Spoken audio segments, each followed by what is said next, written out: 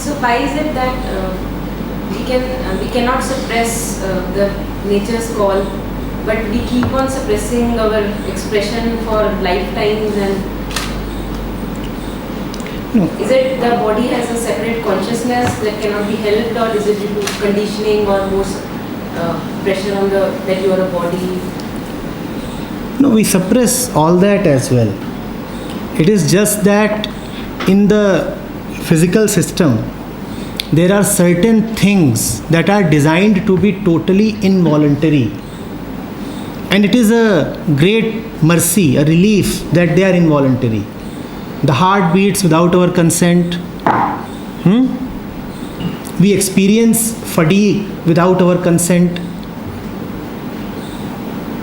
Sleep comes and demands relaxation without our consent. We start feeling hungry without our consent. We may decide not to have food for a while, but hunger expresses itself without our consent. So many things happen without our consent, and it's all right. In the body also, wherever our consent is required, wherever our response is voluntary, there we badly interfere with the body. There our norms of right and wrong, they take total precedence over what the body is demanding.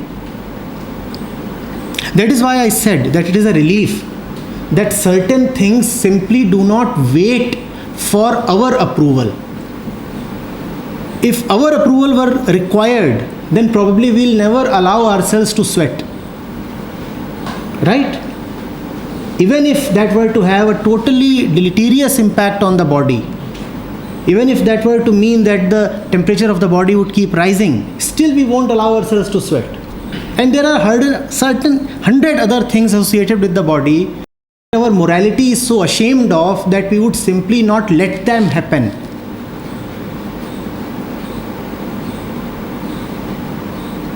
Man is the only creature that has imposed norms upon the body.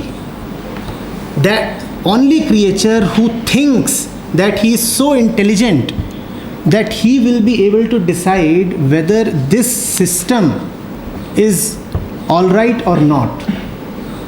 He thinks he can mess with it in the name of improving it. The human condition is such that if it were in our hands, then hard-working and ambitious people would simply not allow sleep to come. They will say, we are still working. If 24 hours are given to us, why let even 2 hours be wasted in sleeping?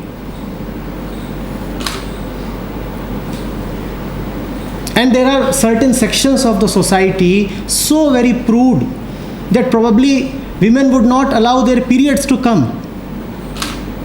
This is something ugly and something to be ashamed of. Why let this happen?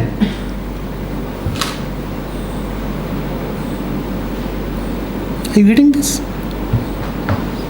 Man imposes himself firstly on himself and then upon the entire world.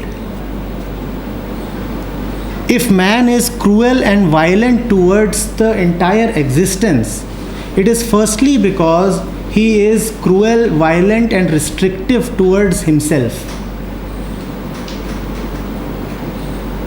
If man resists everything, and when I say man, I mean mankind, which includes women. If man restricts everything that happens around him, there is hardly any unconditional acceptance, just filters of progressive resistance. It is because, first of all, he is very, very resistant towards himself. The one thing that we all share as brothers and sisters in mankind is that none of us unconditionally accepts himself or herself. We all have a certain grudge towards ourselves. Why are we not something else? Why are we not this way or that way? A feeling of not yet being there, a feeling of imperfection, incompleteness, inferiority, not only keeps haunting us but actually becomes our driver.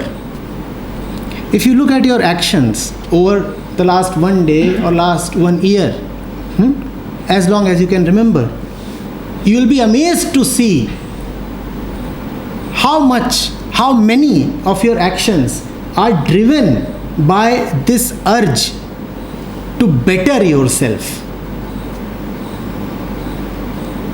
And there is hardly any action that comes from a feeling of already being all right.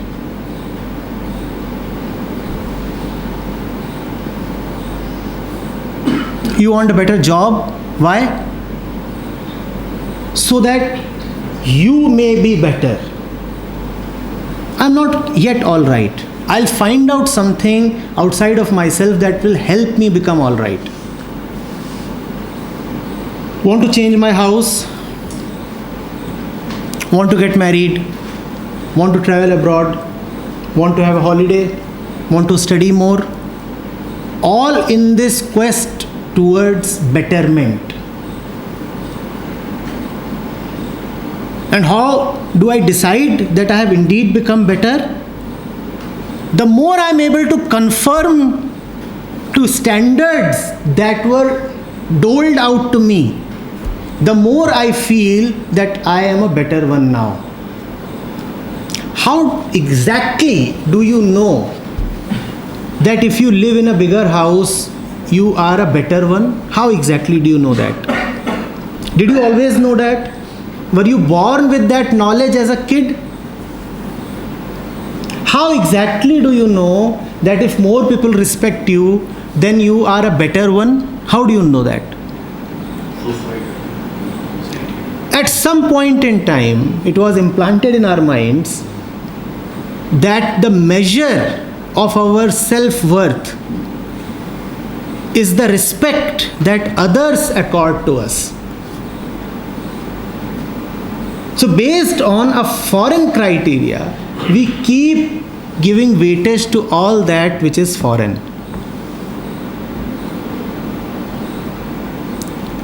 If we just circulate a sheet here and we ask, what would help you improve your life? And the atmosphere is sanitized of any spiritual influence. You're asked to honestly write down, what do you think would help you grow better? There would be hardly anybody who would leave the sheet blank. We all have ideas about our improvement. Have we not? We all have those ideas. I'm asking, where did those ideas come from? Preconceived notions of